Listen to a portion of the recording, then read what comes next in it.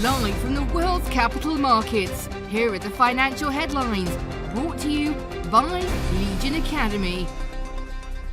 Hello and welcome to Monday's Daily Financial Review. Here's what's making the headlines in the markets today. Treasury Secretary Janet Yellen said it's very likely that European sanctions will force Russia to offer some of its crude oil exports at a price set by the US and its allies if Moscow wishes to prevent a shut-in of some supplies.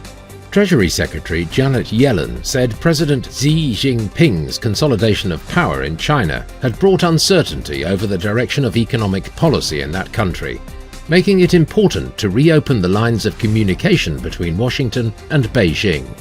Refuting criticism over the Reserve Bank of India's apparent indiscriminate use of the Forex reserves to support the falling rupee, Governor Shaktikanta Das said that the Forex reserves are for the purpose of using in rainy days and not meant to be kept as a showpiece. The pound-dollar pair traded sideways in the last session. The ROC is giving a negative signal.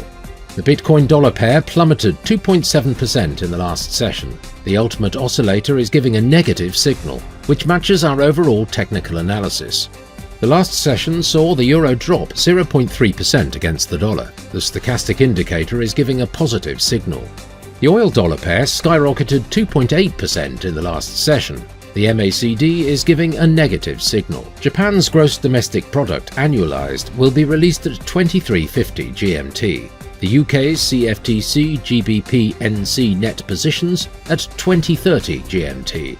The US 6-month bill auction at 16.30 GMT. The Eurozone's industrial production will be released at 10:00 hours GMT. The US 3-month bill auction at 16.30 GMT.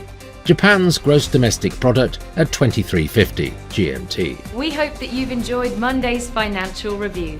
On behalf of all of us here, we wish you a productive trading day.